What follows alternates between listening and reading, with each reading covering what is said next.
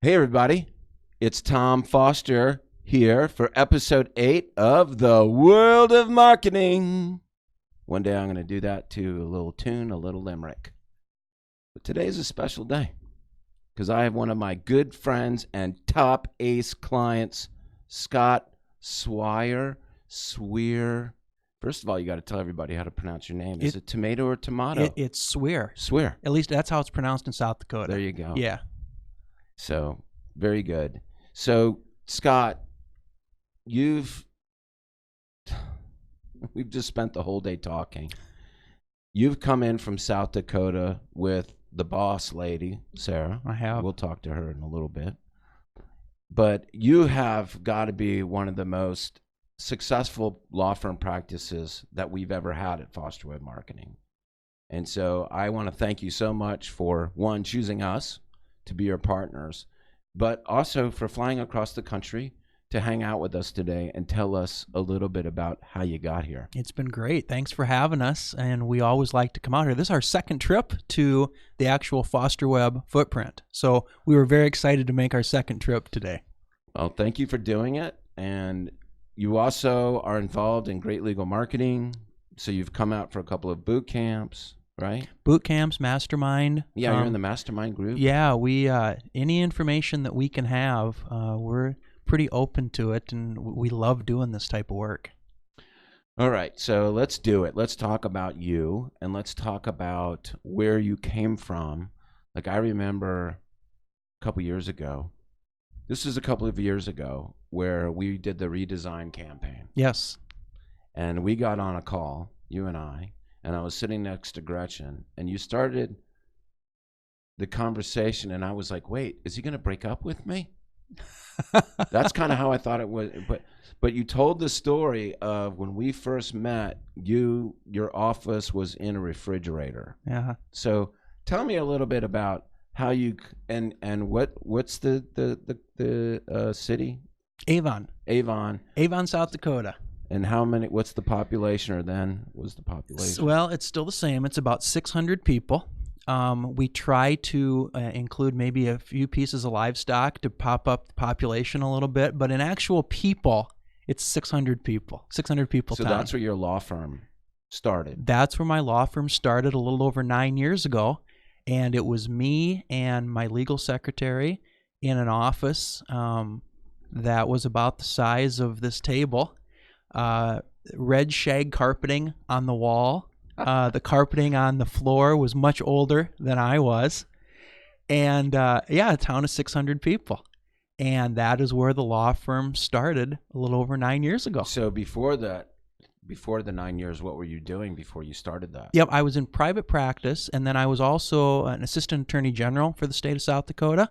So I went from the attorney general's office to starting my own law firm in Avon, South Dakota.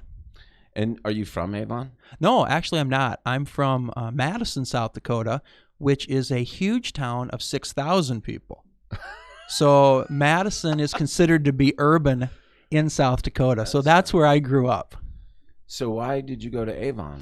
You know, from a geographic standpoint, closer to my parents a little bit than Pierre, South Dakota, which is where the Attorney General's office was, closer to where I went to college, and really just geographically in the state, it's where I wanted to be.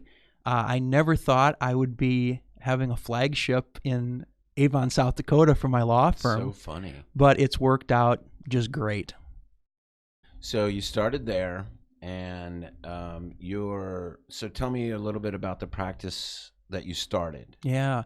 Well, it's interesting because I actually somewhat inherited that practice. The attorney who'd been in Avon for about 30 years, unfortunately passed away. About the same time I was looking to make a move from the Attorney General's office. So we actually purchased his small rural practice in Avon from his estate, from his wife. And of course, we looked, and he had an incredibly, very good practice for small town South Dakota. So that is how we ended up getting to Avon. And he had a legal assistant named Carol, who just is amazing. And Carol came with the business when I bought it.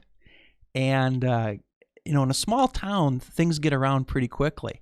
And once Carol kind of gave the thumbs up to the locals that this new guy is okay, that really started us on not only being able to maintain the practice that I acquired, but then soon after that is kind of when the explosion began.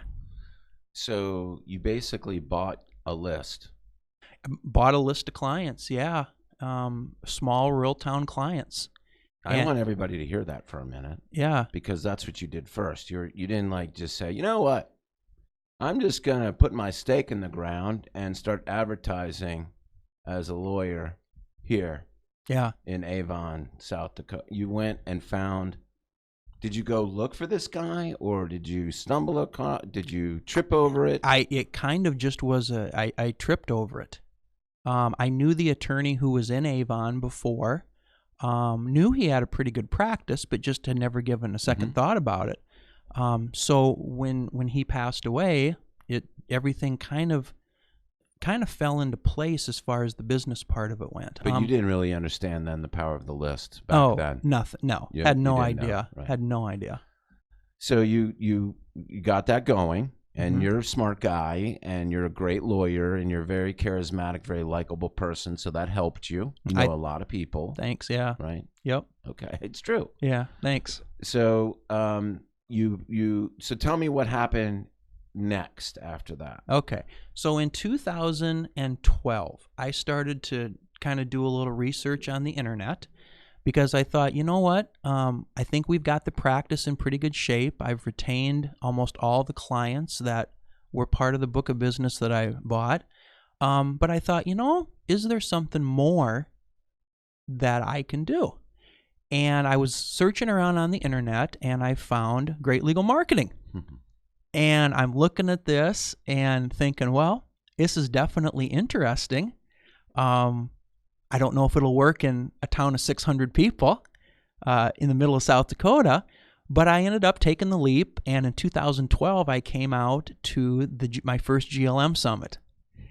And to say that it was not only a practice-changing event, but a life-changing event in just how you look at your business, you look at the world, you decide, what's important.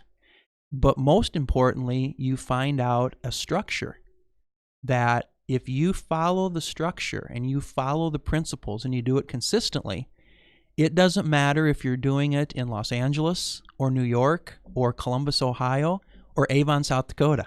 Right. If you follow the principles and you do what you're supposed to do, your business can grow. So when you came out in 2012, you were in Avon. Had you grown out anywhere else by then? No.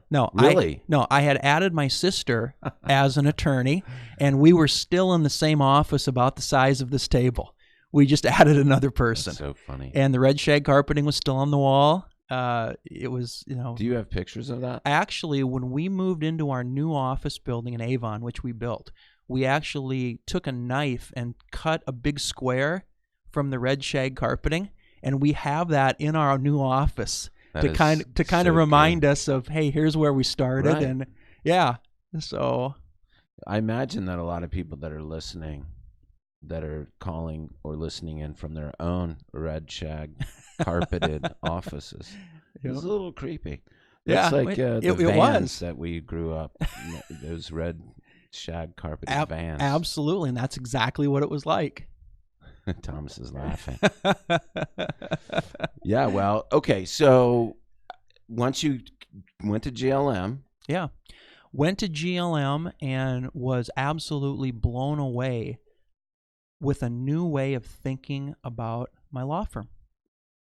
And one of the first things that I did was after I met with you guys at the GLM conference in the Cube, I still remember the Cube, that next week I went back home and decided I think that this whole system makes sense, but I've got to have kind of a flagship marketing tool. And a week after I got back to Avon, I called you and said that, okay, I want to be all in, and let's work together. And at the time, we were doing fine, but, no matter what you're going to do, it's a commitment. Sure. Both financially and just from a times perspective, commitment. But got on with Foster Webb, learned how to use DSS, and one of the most important things I ever did was that. And since that time, both my partnership with GLM and my partnership with Foster Webb Marketing have been a couple of just the pillars of our success that we've been able to grow like we have. So that was my first checklist when I got back home from my 2012 GLM summit, was call Foster Webb, and had no idea. You kind of actually shamed me into it. Who, me? Yeah, no, I know. And I've told this story before, but so I was at the GLM summit and walking around with my head kind of spinning because there was so much going on. And you guys had very meanly got some of the GLM summit participants' websites and put them up on a huge screen in the hallway of the hotel. And I'm walking by, and I've got all my materials in my hand and everything, and I'm just swimming with information. And I happen to walk by, and I see that on the huge screen, you had put up the Swear Law website, which at the time was your standard scales of justice, the pillars of the courthouse. It was all about me and my law firm, the exact opposite of what I learned. So I'm walking by there and I see my website up there. And I thought, what, they're putting websites up there that they're like, hey, these people have it going. This is how you want your website to look. And then very quickly I kind of discovered, maybe that's not what they're doing. So I tried to kind of walk by the cube and seeing my website really fast and tried to get by it. And one of the folks who work with you said, put out their hand and said, hey, I'm from Foster Webb Marketing. And I just knew that she had seen my website seconds before. And I'm like, well, God, I can't embarrass myself like that. So I kind of hid my face a little bit when she asked me who I was. I'm John Smith from Los Angeles, California, because I was so embarrassed about the website. And so that's how it kind of started. That's good. Yeah. But shaming works. Shaming worked very well for both you guys and for me. That shaming worked very well. Remember that we're doing that this year again, Thomas. Bringing that shaming technique back. You should have actually taken a picture of my old website. We've got it. Oh, if you've got it, you should put that up. It's wonderful. We can do the, what is that called, Thomas? The Wayback Machine? Yeah, there's a website, Wayback Machine, that you can go look at all the iterations of your website. You need to go back. It was done by a cousin of a cousin who was in college at the time. And I thought that's one of the 600 people that you knew. Yeah, it really was. He was our local web designer, and great guy. But I just thought, I put the website up, and people are going to start just clamoring and coming to the website. And for some reason, that didn't happen. I didn't understand it. I know.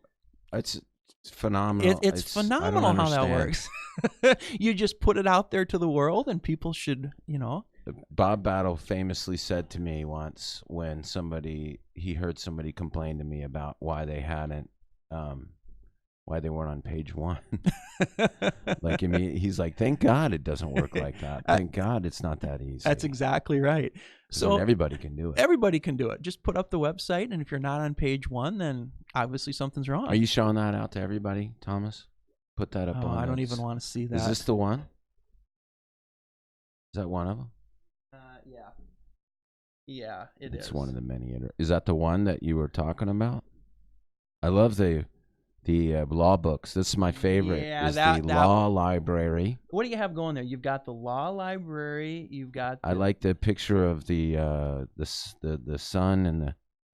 What is that? It's a lake. Oh yeah. That's your attorney profiles. That is my. That's a great sign. The setting sun of our bios. That's exactly right. So that is the shameful website that I had. About us. Yes. Here's the pasture. Yes, here's the pasture. And that is, I was so embarrassed that I lied about who I was and where I was from. I love the font too. What is that, like is that like King English font? You know, from mythological era. At a certain point, Game of Thrones. At a certain point in history, that font was, I'm sure, a rockin' The font. big, yeah, yeah, I'm sure it was. Wow. But no, so that was it, and obviously. That changed very quickly. Soon after. Yeah, it changed pretty quickly. And so after this change, now I'd love to sit here and take all the credit, but I'll only take some of it, because you also learned, you went to the altar, really, GLM, and like drank the Kool-Aid.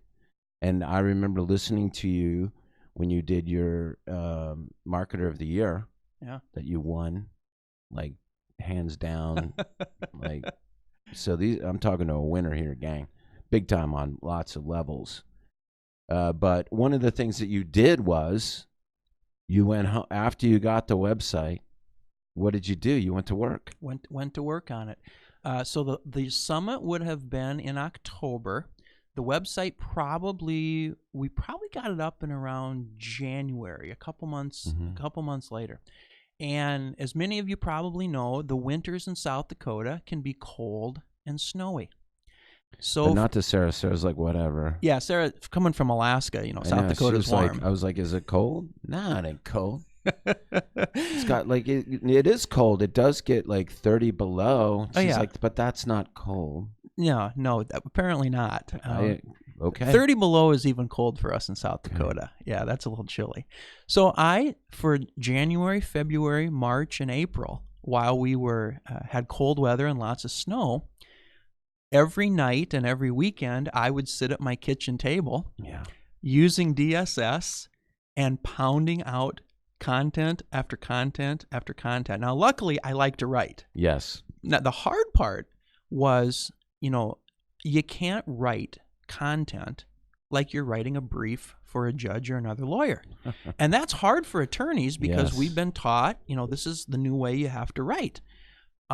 So going and thinking about, okay, I'm not writing my content for my colleagues down the street or down the hall. I'm writing my content for the grandmother who lives down the street, or I'm writing it for my friend's parents.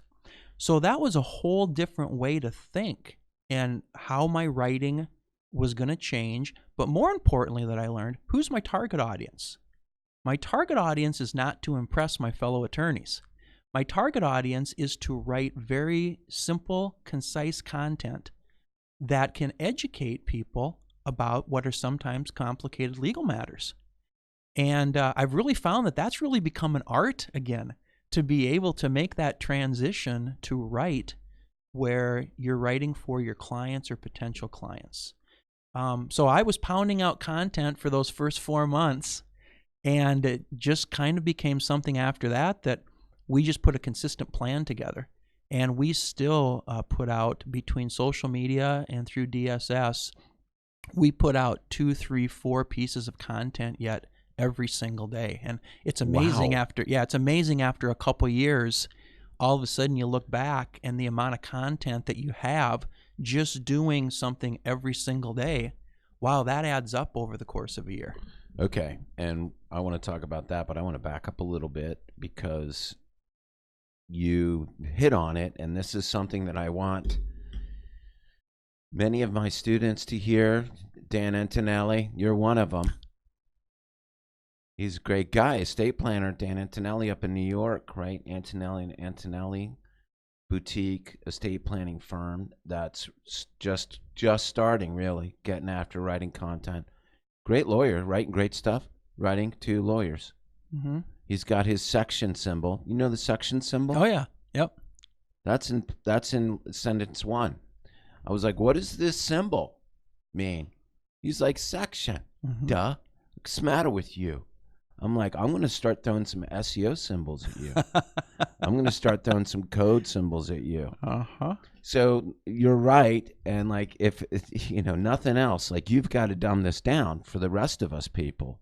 You know, we're not lawyers. We did not go to law school. That's why we hire lawyers. Mm-hmm. And so you need to translate that legalese into consumer speak. You're right. Like it's like you're talking to your friend. So imagine you're at the country club, or you're at the bar, and one of your friends is a lawyer and your other friend is a doctor, or the landscaper at the club. You have to, and you could be speaking to the lawyer and using a whole Latin. Yeah. Half the conversation is in Latin. Absolutely. It's our own little language we have. And then you have to translate what you're saying to the other guy. Right. And so that's how you have to write your content, always in translation to the other guy. It is. And what's interesting is I think I've become a better legal writer. When we do briefs, or we do letters or submissions, Yes. Mm-hmm. I think I've become a better writer because I'm just so used to now, after writing content, to be able to take really complicated subjects and break them down, even in legal briefs and things like that. So not only has the content allowed my my website to get to where I think you described earlier today as our website's kind of a Ferrari as far as what we have on there, but it's also improved my legal skills as a writer. So it's been kind of funny how that's worked. That's interesting. Yeah, it's made me a better writer. So one of the things I also brag to everybody about is your ability to get the people that work for you, your lawyers. And how many do you have now? We have 9. 9 lawyers that work for you. Yep. And each one of them write content? Yeah, it's part of the job that all my lawyers have to write content. Now, as everybody knows, when your practice gets so busy, just keeping up with everyday things, that usually it's the content writing that kind of gets put on the back burner a little bit. But it's something that we emphasize immensely. And we do a pretty good job in holding firm to that requirement. Mm-hmm. And it's amazing when you have that number of lawyers. Boy, the content after a while, because you have more authors, and it just builds and builds and builds. Who does the best content? I don't want to brag Besides too much. you. Well, I think it would be Besides you. Yeah, my sister does pretty well too. Okay, I was going to say Brooke. That's the one that I think does. Brooke does pretty well too. She's got the formula down. She's got the formula. She's a lot smarter than me, so it's a lot easier for her than it is for me. I've done it through trial and error and have become somewhat good at it, but she just gets it. So you came back, built a website, started getting on the content. Okay, so it's funny because somebody else always comes to mind when you tell me that story, and that's Michelle Davis. And we were just talking about Michelle because Michelle, God, I think it was 2007. At one of our very first, if not our very first GLM conference here, before it was GLM, here in Fairfax. I think that's when Chris and Michelle came out. But anyway, when she came on and got her hands on DSS and we built the website, she put up 600 pieces of content in one weekend. Yeah, it's amazing. Wow. And so everybody's like, what? How did she do that? Well, that's what she did. That's what you did. I mean, it's not necessarily like she wrote all of that, but she repurposed content. Yeah. It was a lot of stuff that they already had that had been written, pulled stuff from briefs. But I mean, that's the thing is a lot of lawyers, they have content. You don't need to write everything new. Right. No, absolutely right? not. I mean, there's only so many ways that you can explain an estate plan. Mm-hmm. There's only so many words. There's only so. Hey everyone, sorry to interrupt. This is Thomas, or the producer. Unfortunately, we lost about 30 minutes of audio in the middle of this recording, but we pick up here after about a half hour. But we picked up after we got that fixed, and here we go. Build an education law practice. And it's such a niche practice that in most states, the competition is if you build the niche, you can be one of the big players pretty quickly. And when you look at representing schools or representing parents, just depending on which way you decide to go, there is an incredible opportunity there for attorneys that if they're looking at a new niche, or a young attorney is looking to really develop a niche, school law, education law, is a niche that is wide open And throughout the country. underserved. Underserved and wide open throughout the country. And so when we're talking about, so one is obviously helping schools with their bylaws and their HR and stuff like that, right? That's Kind of that's part of it. the Yep. foundational stuff. Yep. But this day and age, right, where we have threats Yeah. and unfortunately, the craziness that's going on almost every day. Yep. Schools getting locked down, bomb threats, you name it. You were telling me that you get called in quite frequently for legal advice by your school clients, right? Yeah. I'm not trying to put words in No. your mouth. Absolutely. We've got 50 or 60 schools that our law firm represents throughout South Dakota. And what's interesting is when you're in law school, you always think, well, I want to be a constitutional lawyer because that just sounds like it'd be so cool. And then you actually get into the real world and you find out there's not a lot of people That who doesn't can, sound cool to me, by the way. Well, in law school, that's a really neat thing if you can say I'm going to be a constitutional lawyer. But then you get out and you realize, I still got to pay my light bill, and I've got to pay my health insurance every month. And there's only a certain number of attorneys in the United States that you can honestly say they practice constitutional law. So the odds of becoming one of those persons isn't great. But in school law, you are constantly practicing constitutional law. You're dealing with First Amendment issues all the time. You're dealing with Fourth Amendment issues. You're dealing with all kinds of constitutional issues, and that's just one little part. Then you go to employment issues. Then you go to Americans with Disabilities Act or all those type of civil rights laws. So if you want a wide variety of issues that you work on, but it's within a very specialized niche, education law is one of those that I just don't think there's really any better type of niche to create, because you are dealing with really interesting things all the time. The other nice thing is your clients. You're normally dealing with administrators at schools or with parents of special ed kids.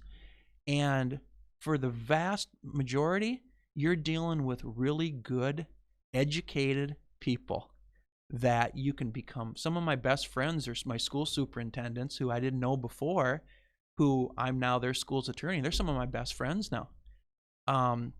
But you can work with very good, intelligent people who really do appreciate what you do for them and their school or their child. And part of being a lawyer that's somewhat hard is you sometimes think you aren't appreciated for what you do, and that's frustrating. And in this particular practice, you don't feel like that at all. You feel valued. And this is more of a transactional business, right? Yeah, as far as hourly pay. Right, Yep. hourly, and it's not contingency based or any of that kind of thing. Nope. What we do, there's a couple different ways that you can set up as far as how you generate revenue. We do it primarily through the hourly basis with our schools. Mm-hmm. And one nice thing is at the end of the month, you always get your check from the schools. You don't have to worry about tracking anybody down to get paid. And because it's a specialty, the fee that you can charge is, a very nice hourly fee. Right. And again, you never hear about, the fee being too high or anything. And would you like say that this is very heavy with referral? Like if you work with one school, then that school's going to be like, you got to work with my guy Scott. Yep. He's great. That's exactly right. Is that how you built yours? That's how I built it. I built it from a couple schools that I had early through a lot of work, and then all of a sudden, you get in front of them in a seminar, or you go visit them at their school, or you do whatever, and then it just kind of starts to snowball, and all of a sudden you go from 2 clients to having dozens and dozens of schools that you're working with. This is also, education law, but your other very cool niche, agricultural law. Yeah. So there's some other states in the union that have farmers. Yeah. I think it's pretty much Pretty all much of them. everybody. Yeah. So you have already, you've created that practice as well. Yeah.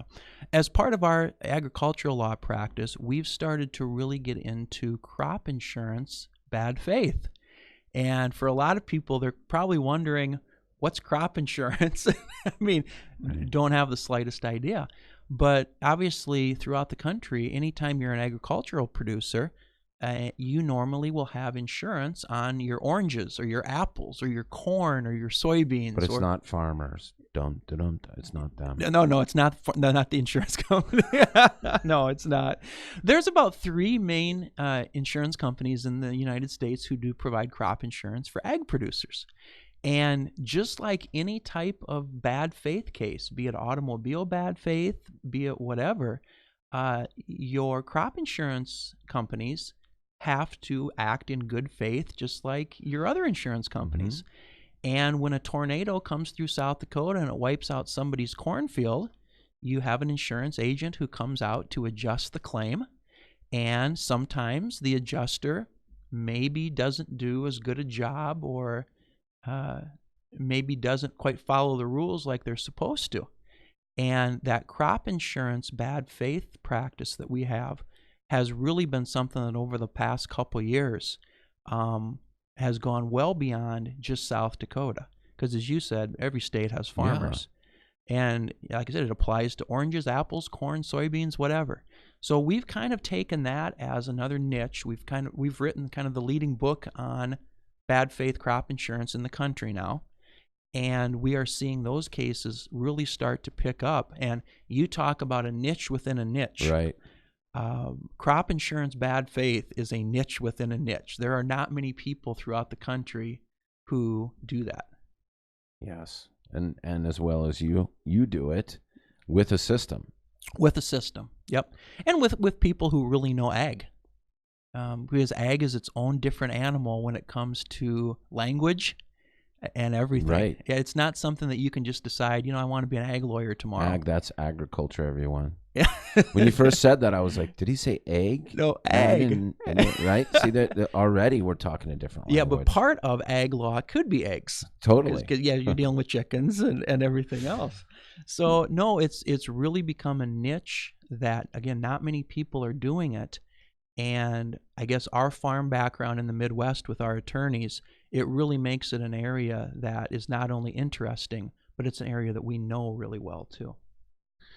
So once again, is this something that another attorney or firm could reach out to you and ask for some expertise? Absolutely. Absolutely. As I said before, helping other law firms and teaching other attorneys, whatever we can help them with, whether how much they think it is or not, we can certainly provide them with a matrix and principles and say, if you do A, B, and C, and here's how we did it and we found it to be successful. Mm-hmm.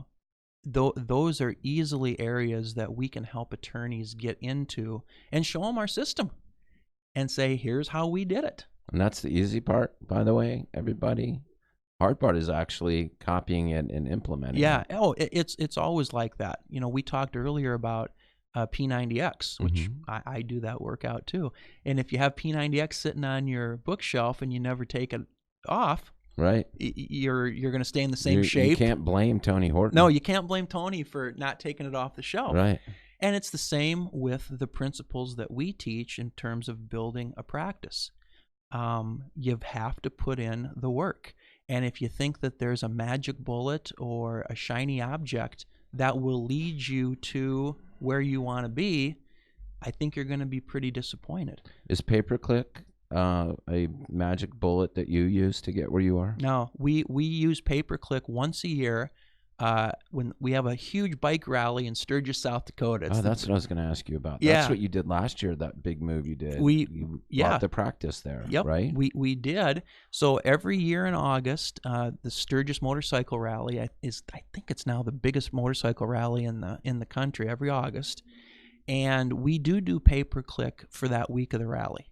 But otherwise, our organic information in our searches, our organic has become so good in working with you guys that we just don't need the pay-per-click. And I think more people look to the organic anyway than look at the paid ads. What did we not cover? I think we got Sarah. Anything that you want us to talk about that we didn't? No, I think this is great. Thank you. Thank Okay. you. Yep. So I'm going to go ahead and close it out, and then we're going to take a quick break, and then we'll do Sarah. Is that okay? Sounds good. Okay. Well, Scott, I don't know how long we went, but this has been a long time. I mean, this was at least, what is it, Thomas? Like 6 hours? Feels like it. We've been talking all day.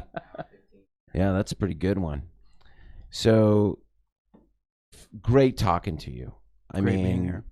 Thank you so much for coming out and meeting with us today. I truly enjoy, just like what you were talking about. You know, I love talking to entrepreneurs. You're an entrepreneur, regardless of what you're doing. Really, it's fun to see you grow, your success, and even still, you know, like you continue to do it, and you know, like you're talking about stuff today that you weren't talking about last year. Last year we're talking about Sturgis, and Right. This year, now you're talked about 3 or 4 new businesses. Yeah. One of those is what we were just talking about, is helping other lawyers grow these practice areas. Yep. And that's something we're really looking at and looking forward to doing that. Yeah, and so I'm sure that if anybody's keen on learning how to go into a different practice area, even if it's estate planning or something that you're not, I mean, you've obviously got the system. Everybody I talk to, and they ask me, who's doing this, you know, fantastically, you're the top of the list along with Dave Fries. Thank you. In terms of estate planners, I've got other people on the list too, but just in terms of being able to, as a growing from a one-man band firm to 9 lawyers in 5 locations, one hopefully coming soon. Yep. And expanding in multiple practice areas. I mean, you're the winner, and this is why you won the GLM Marketer of the Year 2 years ago. Yeah. They didn't do it last year. No. But they're doing it again. But it's coming back this year. It's coming back. You're going to give some other people a chance, because otherwise it's just silly. But thank you so much for being part of the Foster Web Marketing family. I'm super proud to have you here and being one of our winners. So thank you so much. Well, thank you for everything that you guys do here at Foster Web, because without what we get from you guys, any success that we had was going to be much minimized. So you have been a huge part of our success, and we thank you. And you know that we are very appreciative of what you guys do, and it's almost like a family now. Yeah, which really is great. You're going to get me all misty. Yeah. Look at I had a voice crack.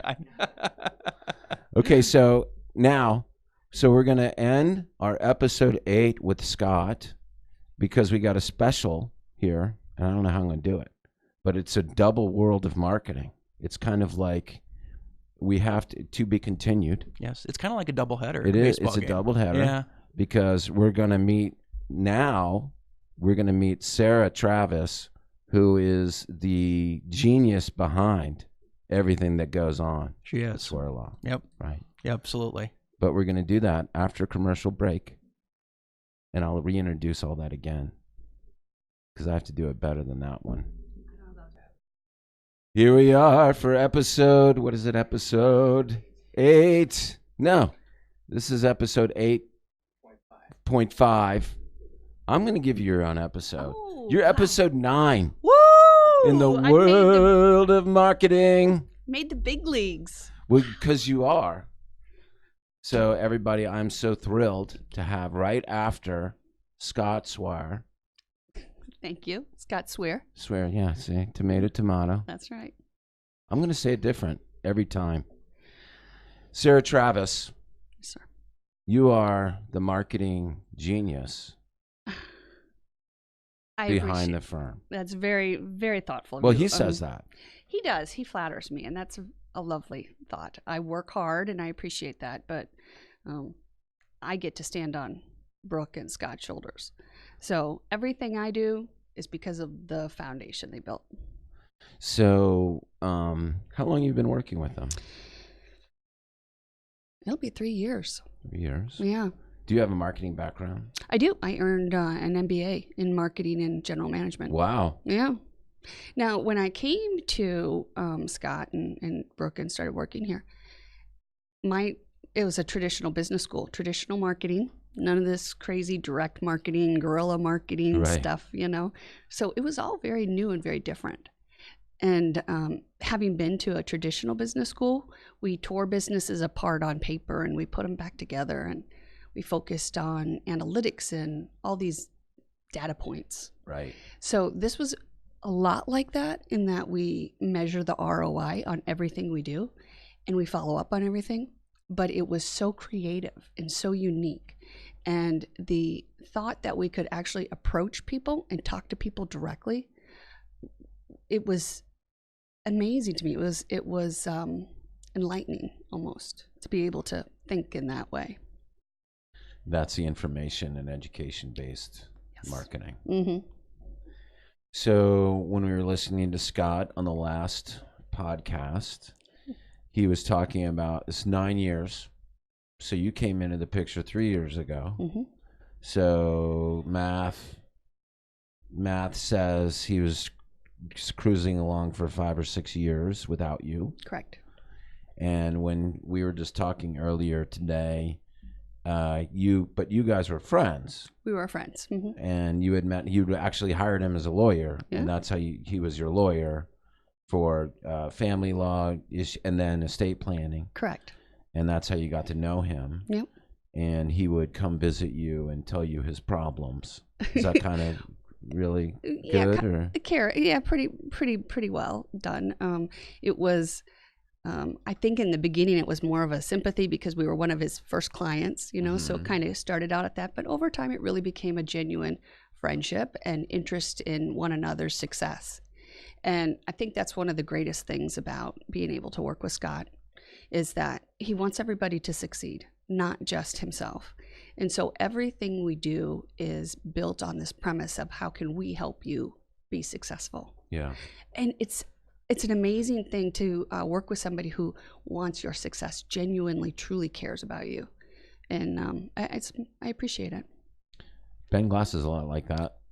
Yeah. That's how he is. He really cares about that stuff. But yeah, and Scott is genuine like that. He's such a great guy. You're just a lucky person. Well, you're a great person too, obviously.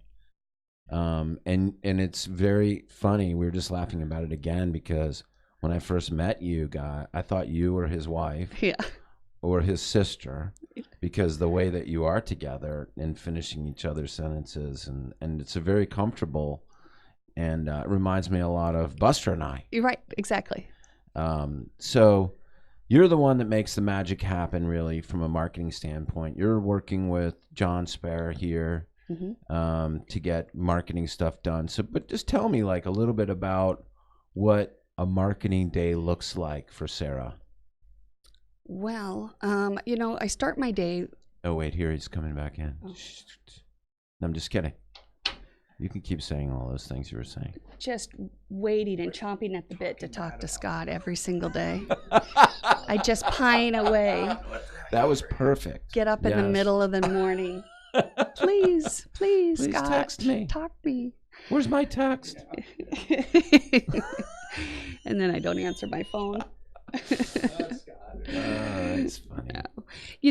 I really try to plan my days, and I don't necessarily block the time because I'm doing so many different things with developing attorneys and branding and strategizing and also planning. But marketing is something where I try to do at least, 3, and 2 a day. In an ideal day, I'm only working 8 hours a day.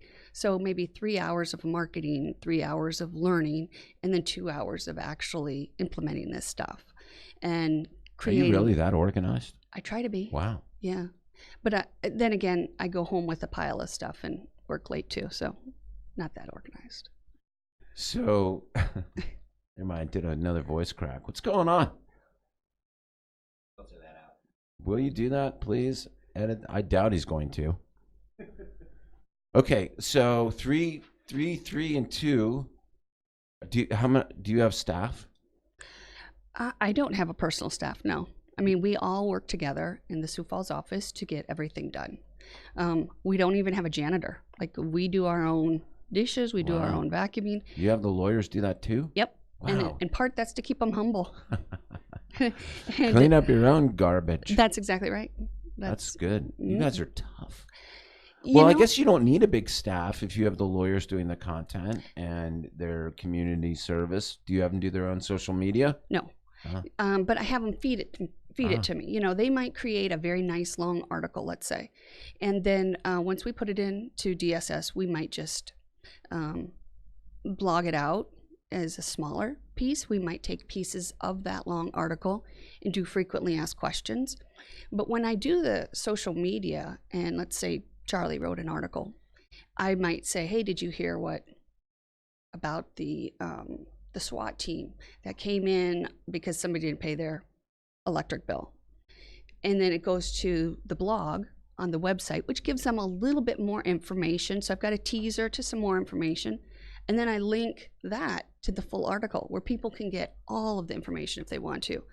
So I really try to have the attorneys feed me the information, but I choose the way it's put out there. They just give you like a Word doc or a document. They don't go into DSS. No. Because that's a no for them. That is a no. Nobody's allowed in DSS except for Scott, Brooke, and I. Only leadership gets in there. That's funny. Because they don't know how to do it? Is that why? You don't trust them? There you go. You got a certain style. Yeah. And you're like, that's your 9 secrets that you need to know about your South Dakota divorce is one of my favorite examples of greatness. Yeah. So that's showing the email and then the landing page, and you prepared all that. I prepared all that, and so what I do is I would send that out. We use Infusionsoft, and I send that out, and then I time it on our social media through DSS, so it hits all of our social media platforms at the same time. So I'm hitting people by email as well as social media, and then they're pulling it up on the website, and I can get people backlinked that way as well. So I'm really trying to capture people however they are gathering their information. I know that we were talking with Scott a minute ago about not using pay-per-click very much, but you can use pay-per-click for retargeting for that. So that's another thing. You need to write that down over there because she's not here. There he goes. But yeah, I mean, like when you're doing all those campaigns and you can retarget them for that divorce, the 15 ways to pick a divorce lawyer. So just something else to think about.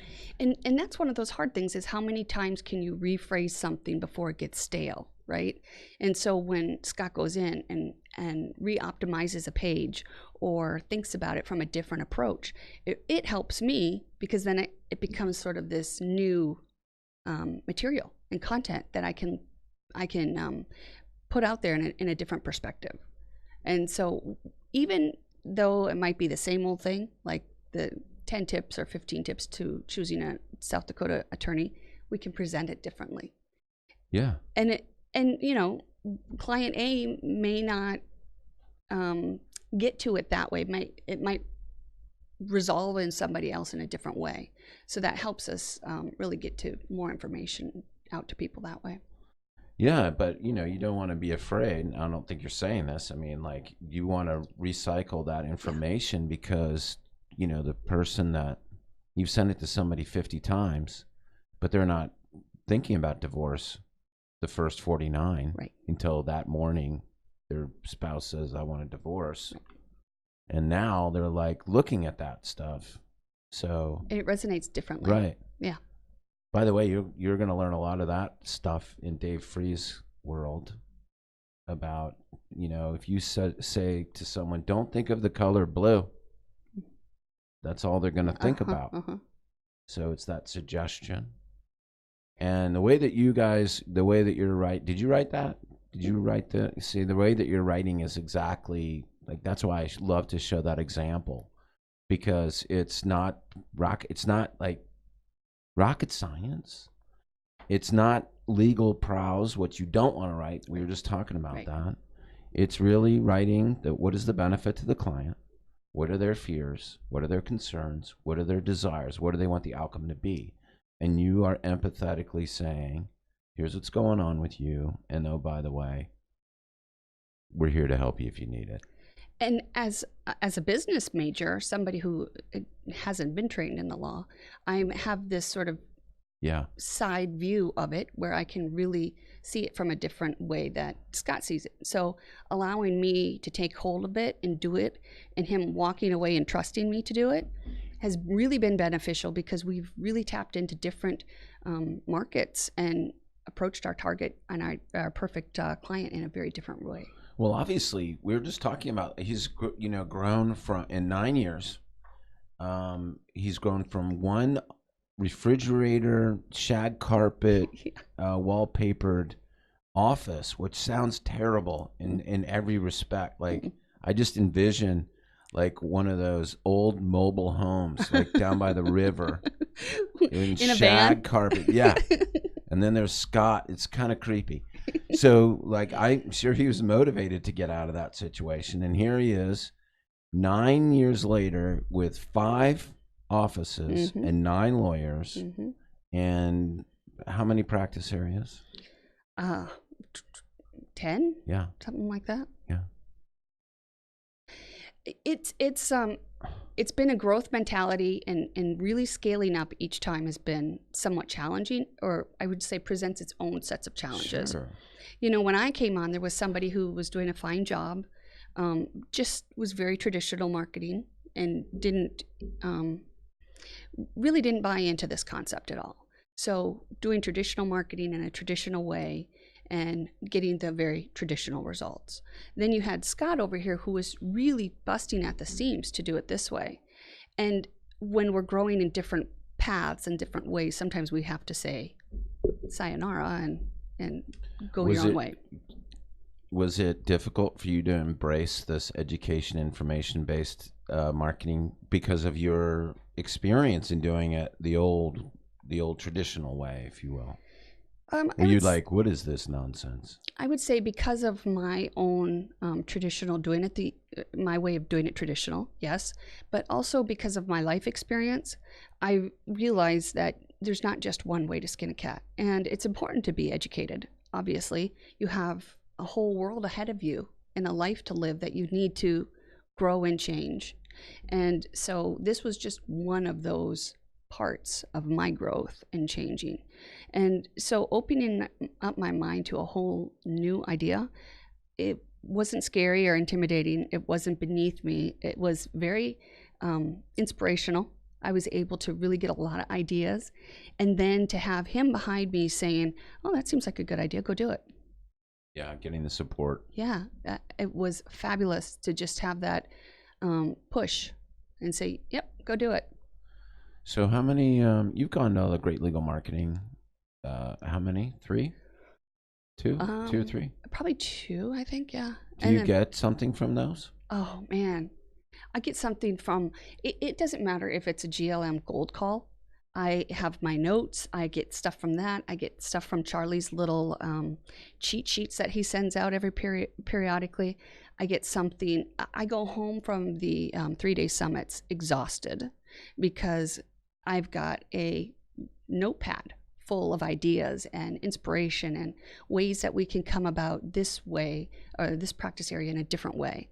And then when talking with people and all the fellow summit attendees or boot camp attendees, even when we did that, I mean, you get so many ideas if you just ironically close your mouth and listen, you know? Hey, that's the mastermind. That's what they tell you to do in the mastermind experience, is to, use 2 ears and one mouth, appropriately or whatever. So you also guys are involved in the mastermind and you're participating there. Mm-hmm. And it's really, I ask that because I'm always telling the lawyers, they're managing whoever's running the show. So you got to bring your marketing person or your operations person, because if you go back alone and you try to tell people that we're about to change everything and it's going to go in this really crazy way, that it's a really hard sell. Yeah, it gets lost in translation. Yeah. Whereas we're sitting there the whole time. Of course, we try to be respectful to whoever's talking, but there are lots of times where he'll lean over to me, "Did you hear that?" Or I'll bump him, "This is what we're doing." And, one time he had the nerve to tell me, "No, we're not going to do that, Sarah," or something or another. He had the nerve. And That's so funny. He's sitting right behind her in this podcast, everyone. well, my point is, I love it. My point is, by opening our eyes and our ears and closing our mouth, we got some more information. Yeah. And we came about it a different way. And now every single person that calls into our firm, and they get an immediate email. And we were able to come up with a solution of how to accomplish this just by listening to different ideas and talking to different people and considering that maybe there was a different way than what we had in our head. And so that no obviously became, oh, well, let's try that out. And Yeah, you remember the rules. Can't say no. that's right. And you can't say can't. That's right. Even though I just did. 1 second. You did? Okay. Mom's looking for her kids. Did you say that you're going to bring them home? Okay. Okay. So, well, did you implement this strategy, and it worked? And it was Infusionsoft. Mhm. That was the answer to so many of our issues. And for us, building that herd and keeping that client list is the key to everything that we've done. I'm so glad that you said that, because we didn't talk about it enough. So let's talk about it here. We did bring it up at the beginning of Scott's conversation about the list that he didn't really know what he had. Yep. And I wanted to circle around. So let's do that with you. So how big is your list? Well, just under 6,000. Just under 6,000. That includes Grew print, from what? A couple hundred? Yeah. maybe 10. Yeah, to this. And how important is the list to you? The importance of the list can't be overstated. Everybody who meets with anybody, we get their information, whether it is an attorney meeting for lunch with an insurance agent, or whether it is a lead calling in about the possibility of a new business. We put every one of those people in our database. And those are all opportunities that we have, that these people have seeked us out in some way, and they have expressed an interest in the information that we have. And we try to give them information, whether it's books directly mailed to them or emailed to them, whether it is emails on a weekly basis or even just social media posts. That list is what has created our base. And from that list, we get referrals. We have resources that we can turn to. If we have, a personal injury person that comes in, we have injury attorneys that we can turn to. But we also have a base of people that we can say, I'm sorry you're hurting, and have you talked with these people or these people? Here's a list of people that we've worked with in the past that we trust, that we would. So those are for areas of the law you don't handle. Correct. But you still get their information. Yes, Of course. absolutely. Because if in the future, if they need a new will done or estate plan, we want them to come to us. So do you get referrals? We get a lot of referrals. Are those your best cases? I would say they're solid cases. Our best cases are those cases where people have downloaded the book 1 or 2 months ago, and then they've gotten into our drip plan through Infusionsoft, and then they get into our weekly emails, and they're following us now all of a sudden on social media. In South Dakota, Facebook is really where our target market is. And That's then interesting. it is. You Twitter, know that because you've done perfect client exercise. and we have And you ask them? analyzed that data tremendously. We have We have grown our Facebook followers just organically. No buying or anything, just through interactions and engagements. And we've tried. And your excellent posting. Thank you. We credit that to DSS. That is an amazing tool. Oh, thanks. Yeah. Well, it's really just paying attention to the list, reminding everybody on the list, here we are. Mm-hmm. We're your law firm, regardless. Sure, you only do certain things that we talked about. But if it's something that's not on bankruptcy or Chapter 13 or whatever, then it's but you have people that you can find for them. And we refer to them. Right. Yeah, and so absolutely. You put them in. And even if you talk to people and don't take their cases, Mm-hmm. they go on your list. Yes.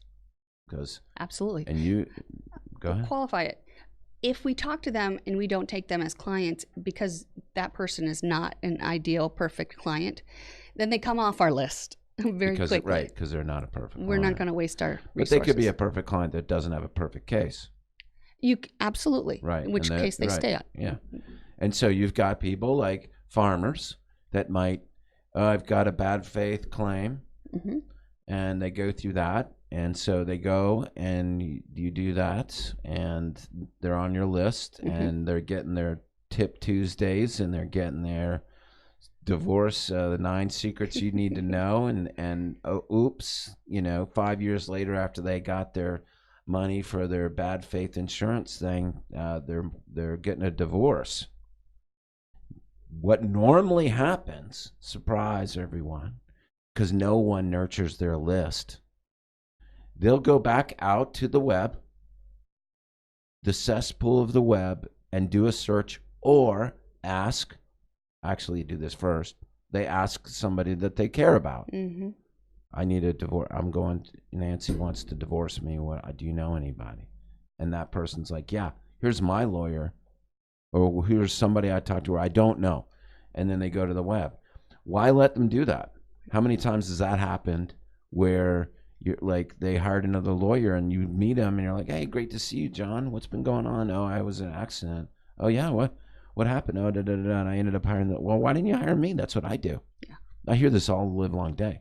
The way to stop this is the list. Mm-hmm. That's how you stop it. And we keep stressing to them in anything, in our newsletters or everything, is that we want to be your one-stop legal shop. Yeah. I mean, I like one-stop legal shop. Is that what you say, or did you just make that up right here? No, because you're a marketing genius. No, I always say that. I'm not certain we use that with anything, but you should. In my head. One stop. Are you writing that one down? One-stop legal shop. Is it like you could make a little limerick? One-stop legal shop. Do. Will you be on guitar for that? You know it. Royalty free. Awesome. I like it. I like that. All right. So that kind of made me forget, but the whole point is the list. You do want to be that. Yeah. And we were just talking. We were looking over Chris Russo's Kirschenbaum and Kirschenbaum. Mm-hmm.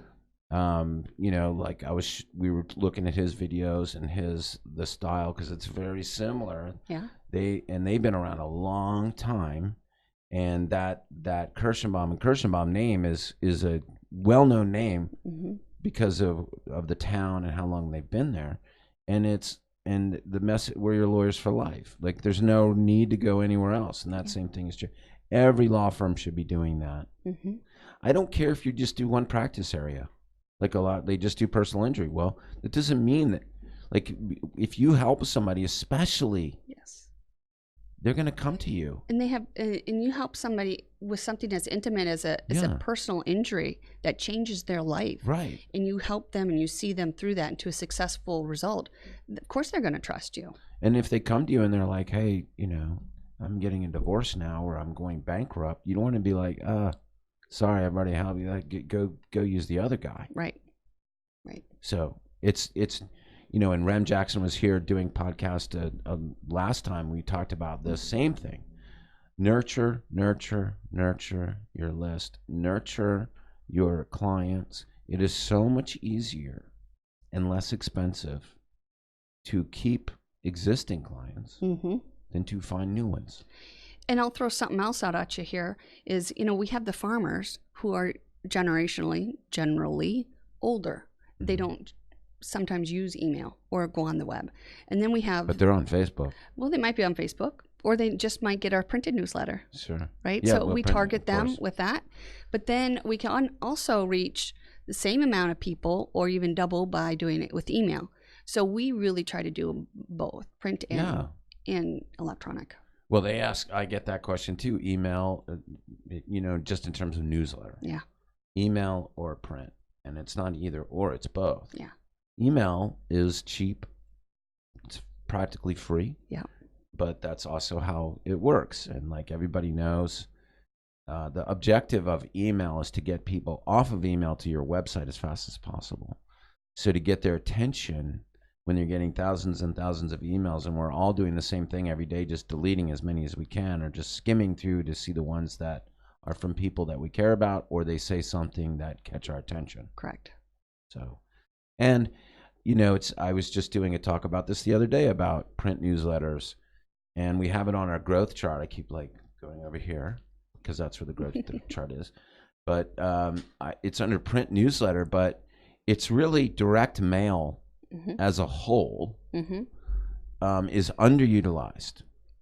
And because everybody goes to email and they immediately email this, but you get something in your mailbox these days, you're going to pay attention. Yeah. Especially if it's something that's of odd shape or lumpy feels mail. weird. Yeah. Or as ugly as Charlie likes to say. And so when you put, like if you put some giveaway in there, they're going to open it. What's this? Who doesn't open their mail if it's genuine? Right. If it looks like printed or it's like a bank thing or something from the IRS, we might not. We throw it away. We don't want to look at that. But if it's written and it's personalized, handwritten, that's worth gold. So even if you do nothing else but birthday cards or Christmas cards or holiday cards or Thanksgiving cards or St. Patrick's Day cards or, Sturgis is coming cards, beware. Letting people know direct mail is killer. It sure costs more.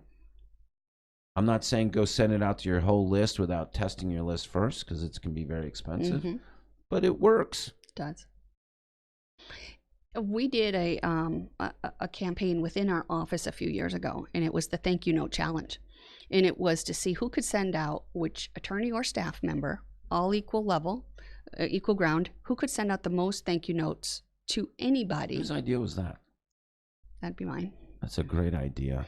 The Thank You Note Challenge. And I'm doing that here. It's fantastic. It's What did they get? It depended on what they wanted. A gift card to any place they wanted. Wow. And so Vegas? Well, it had a dollar limit. Was there a limit? Yeah, Scott, there's a dollar limit. There was a limit. There was a limit. I'm not that nice. Yeah, no. Not that generous. There's not giving away our bonuses. Yeah. No. That's funny. But we had a lot of people that would write back and say, I got a thank you note from Penny. That was so thoughtful of her. Hey, you sent us a thank you note. I'm sure I You did. sent it to Maisie. I'm sure I did. Maisie's a wonderful dog. So that was really nice. And we put them up. We love getting thank you. I love getting thank you. I don't write them enough. I'm guilty of that myself. We need to have a challenge here, Thomas. It was fun. You bring everybody into it. You give them a bunch of plain note cards that might have your brand on them, and they can write them, congratulations on your new marriage, or thanks for stopping in with that donut the other day. Whatever it is. It was so good to see you again and reconnect. People love that stuff. Yes, they do. Ultimately, I mean, like, we're all humans, I think. And it's all about communication. And people buy and work with and surround themselves with people they like. Yes. Not people they don't like or people they don't know. Right.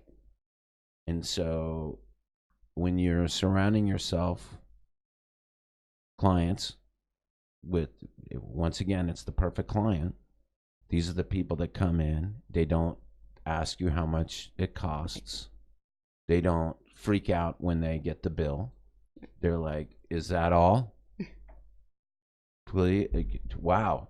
Like, and it's almost like they enjoyed being with you like this Right. today. I mean, it's been great having you guys out here, and that's the joy of it, and that's what you want to be to your clients. Is you want to really show them appreciation.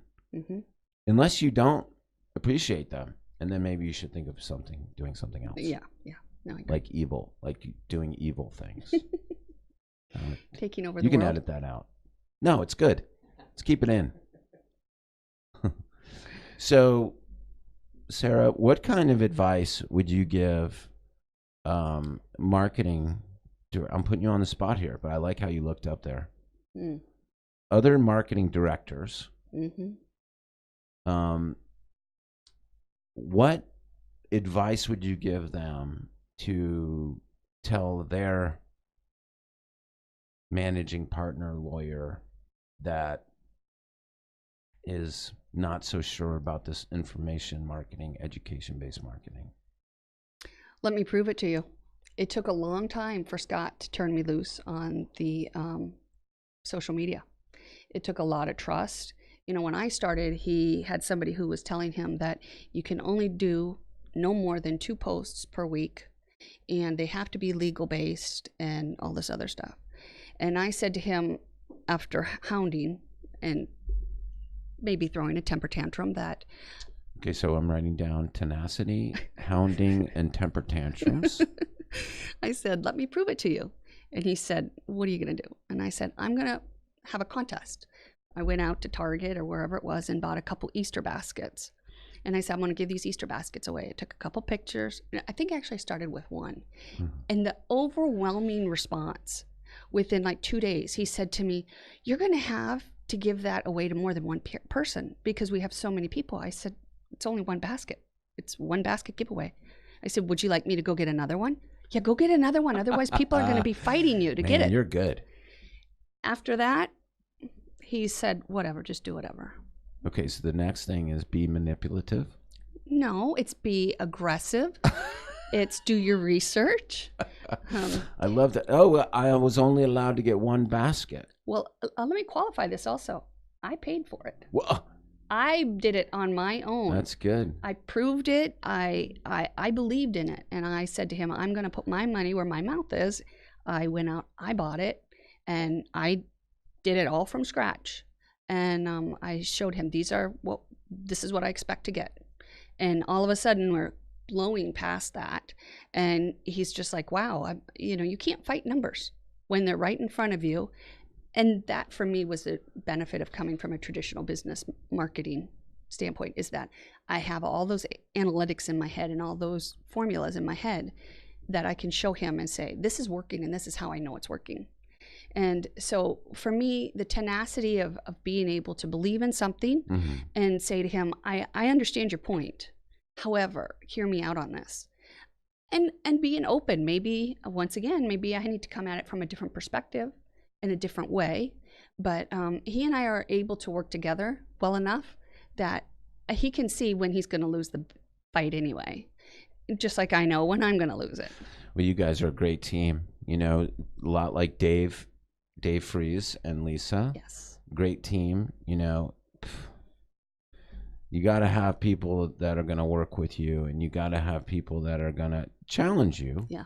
You have to prove yourself. Yeah. Like, he's not just going to let you do whatever you want, but you're also going to look out for him. Yes. And that's probably not a good idea that you do that, or let me help you with that thing. So you guys help each other. Right. Right? That's true. I said that very nicely. I was scribbling something over there. Find a new job, Sarah. It's like doodling. It's like, when is this over? Well, anyway, you guys are just fantastic. You're doing a wonderful job. Thank you.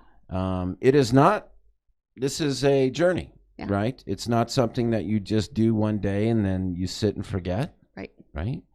It's always building on top of it. We have a system in place, then we do something, and then we keep building on it. And we keep perfecting the system because nothing is perfect. So we just keep doing it over and over again. Measure, right? Sure. Analyze Yes. and improve. Yes. 80-20 yourself all the time. Stop doing stuff that doesn't work.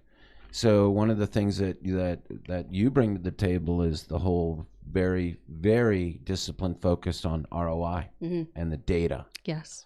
So that's another thing is that, well, you have to balance that too, but data is critical. How do you know? Yeah. Unless you're keeping score. Right.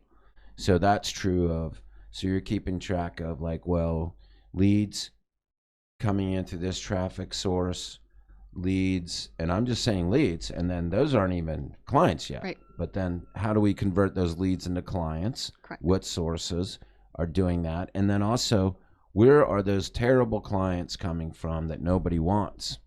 Right. You got to know that too, so you stop doing that. Exactly. Right? That's exactly right. And that's what I tell the attorneys when they roll their eyes at me when I ask them questions like, did you like that client? Did you like working with it? It was my dream client. Wouldn't you like more of those? So help me help you get more of those clients and find more of those clients. It's not a bad thing to tell me your data. I'm not being snoopy. I want to help you get more of those. Yeah. And I tell that to my own salespeople. Hope you all are listening. I'm sorry, people. Right? Chad. Right. I'm sorry. Yeah. Chad and Matt. Anyway. Yeah. But getting those numbers is critical. It is. Now, but also, because we were talking about this earlier about those great community campaigns that you have, right?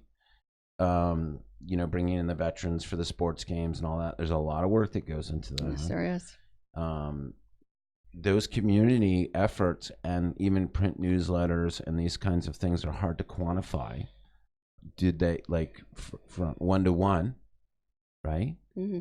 How do you know if the $50,000 you spent doing the baseball game veteran promotion, flying people in from wherever you're flying them in from, is that good ROI?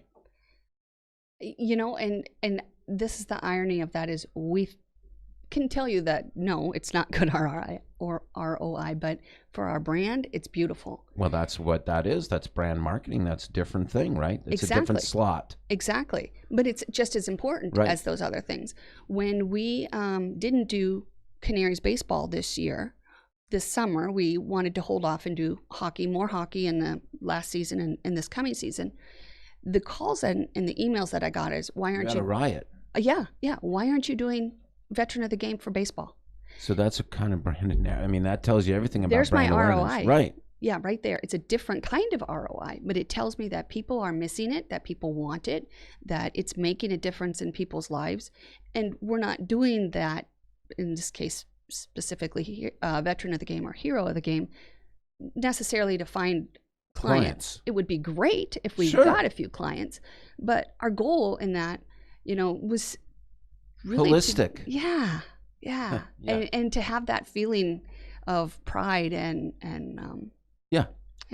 patriotism. Yeah, and it's great. And so, like, guys, everybody listening, sometimes you do things for reasons other than just cases. Yes. Sometimes you do things to help the world, the little ways that you can, So think about that. And I have community way out. What do I have it? I want to say yours is level 5. It's level 5. That's like month 10, 11th, and 12th. I have it way out there because it takes a while to figure that out. It takes a while to, and plus, when you're early on, it's harder to share because you're scared. Mm-hmm. It's harder to let me go donate a bunch of money. But I can tell you another thing that, are you guys doing scholarship programs? We're doing scholarship, but also there are things that we can do that don't take a whole lot of money. The Little Free Libraries is a movement that we do that supports our education law practice. And that's good. Have you heard of the Little Free Library? Tell me. Little Free Libraries are a box, essentially maybe 10 by 12 inches. And it's on a post, almost looks like a bird feeder, but it's got a little door on the front. You put books in it, and so a couple shelves, maybe 1 or 2. And we put them up at parks. We put 6 Little Free Libraries up in a town called Harrisburg in parks. Kids can go play in the park. If it's a hot day and they need a break, they go grab a book, sit down and read a book under a tree. If they take it home, they take it home. Maybe they bring another one back the next time. So it's the sharing of library books and school books and their favorite book, and they can go read it. and it becomes part of the community. And we've branded them. You got to video that. Oh, it's awesome. It's amazing. We have branded. That's great. It is. And it becomes this whole life of their own. You know, we have one book where it's pretty much only cookbooks and Westerns and adult sort of centric. And then we have all the rest of them are all kids focused. But it's so fun to see the differences and just see the people. We have all these extra books that we wanted to participate in and give to them. They're always full. They have no room for our books. So we just have to keep finding new places. That didn't cost a whole lot to do. I mean, that was less than $500 Right. for 6. I mean, that makes a huge difference in a community of 12,000 people. And they're going to remember that. Yeah. You put books in kids' hands, and parents are going to pull it out of their car while their kids are fighting in the back seats, you know? Here, read a book. So wait, as these sirens go by, somebody's woohoo, right? Yeah. All right. So I asked you about the scholarship. You said that. What else are you doing? But what else are you doing? Yeah, we do the scholarships, the Future Leader Scholarships, where students from Avon High School and Corsica Stickney, which are where 2 of our offices are, they get, I think, $500 to $1,000 for their higher ed. And it talks about what they're going to do. Their qualifications is, of course, merit-based with education, but also community-based on what they're going to do with their future, how they're going to improve the world, and what they see as their future. And we call those our future leaders.